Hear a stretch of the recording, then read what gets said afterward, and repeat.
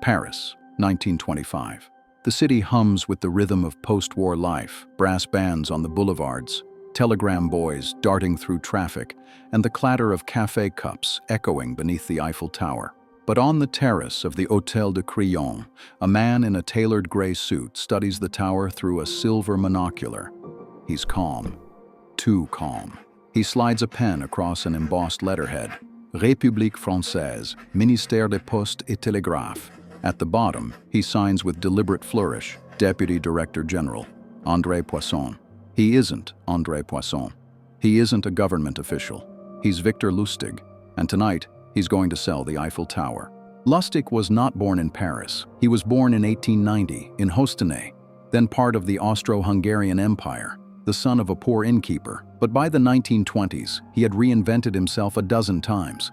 Count, diplomat, art dealer, even a scientist. He spoke 5 languages fluently, could mimic any accent within minutes, and dressed with the kind of quiet confidence that made others trust him before they even knew why. In his world, appearance was everything. Truth was negotiable. He once told a fellow swindler, "There are 2 kinds of people in the world, those who can be conned and those who haven't met me yet." Post-World War I France was both proud and exhausted.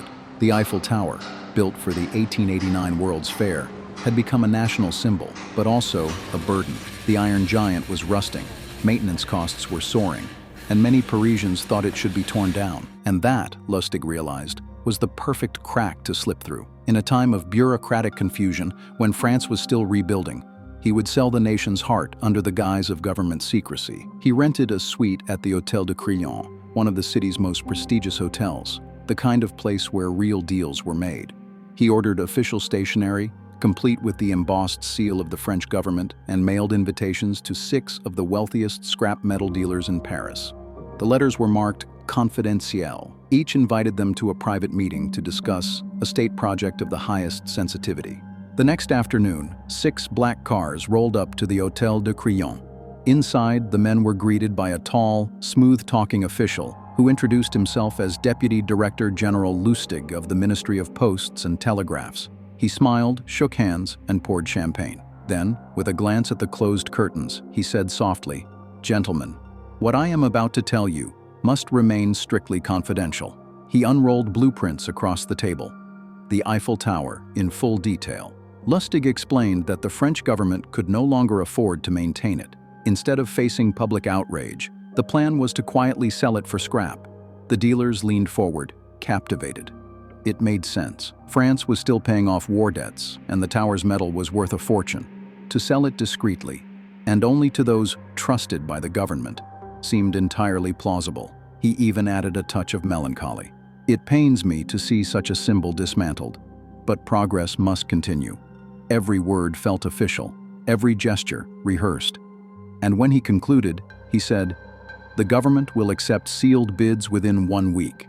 Discretion above all else." One man, in particular, couldn't look away from the blueprints. André Poisson, a modest but ambitious scrap dealer. The kind of man who longed to be seen among the city's elite. He wanted the deal, and Lustig knew it. Over the next few days, Lustig staged the perfect illusion. He took Poisson on a private tour of the tower, complete with a chauffeur, fake credentials, and a forged government badge. To the guards at the gate, he was just another official. To Poisson, he was a man of influence.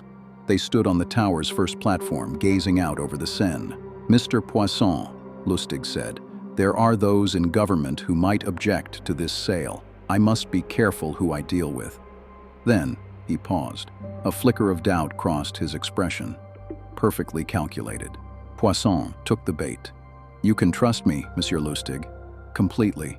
Lustig smiled faintly, as if reluctantly reassured. That moment, that need to be trusted, sealed the man's fate.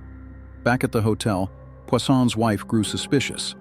Why would such a high-level deal be conducted in secret? Why were there no other officials?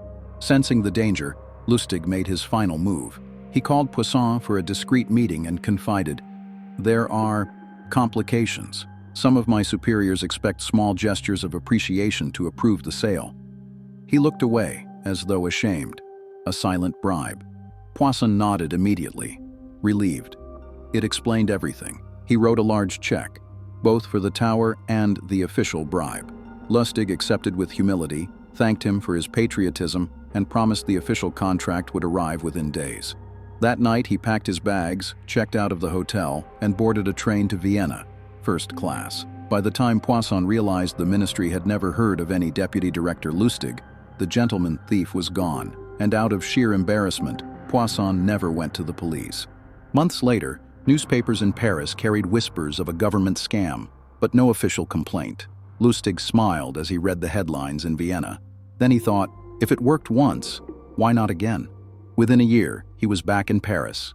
Same hotel, same stationery, new set of dealers. He even improved his presentation, adding mock maintenance invoices and fake contracts stamped with official seals. But this time, his chosen mark grew suspicious early. When Lustig sensed danger, he didn't wait for the police. He vanished overnight, taking with him tens of thousands of francs and a legend that would echo across Europe. After his second escape, Lustig fled to America. There, he reinvented himself once again. As Count Victor Lustig, he swindled Wall Street investors, sold fake money printing machines, and even conned the infamous gangster Al Capone. The Capone story became part of his mythology. Lustig borrowed $5,000 from the mob boss, claiming to need it for an investment. 2 months later, he returned the full amount untouched, saying the deal had fallen through. Capone, impressed by his honesty, handed him $1,000 for being a gentleman. What Capone didn't realize, that was Lustig's plan all along. He conned the world's most dangerous man, not by stealing his money, but by earning his trust. By the early 1930s, the age of the gentleman con was ending. Telephones, telegrams, and tighter banking laws made Lustig's world smaller by the day. In 1935, the U.S. Secret Service finally caught up with him. He had been printing counterfeit $100 bills so flawless that even banks were fooled. When agents raided his room, they found a single note on the dresser, his personal commandments for con men. It read, 1. Be a patient listener. It's the mark who reveals the story. 2. Never look bored. 3. Never boast. 4. Never get drunk. 5. Never be greedy. 6. Never get caught. He broke the last rule. Lustig was sentenced to 20 years in Alcatraz. There, the man who once sold the Eiffel Tower twice became inmate number 300, silent, elegant, and polite to the end. Guards described him as courteous and reserved. He never spoke about his crimes, only about opportunity, as if he still saw the world as a chessboard waiting for his next move. He died in 1947 of pneumonia, still under his assumed title, Count Victor Lustig.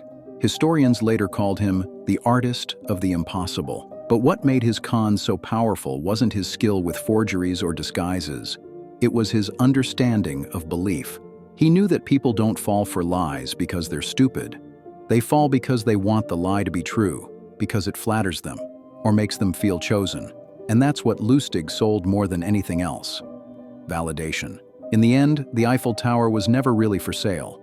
But for a moment in time, it felt like it could be, and that illusion was enough. Paris again. Nearly a century later, the Eiffel Tower still stands, rusted, repainted, immortal. Tourists line up beneath it, snapping photos, unaware that once, a man in a gray suit stood right where they are now, holding blueprints and a dream of deception. A gust of evening wind passes over the iron lattice, carrying echoes of a long-vanished accent, calm, charming, and self-assured. "Gentlemen," he might have said, "progress must continue."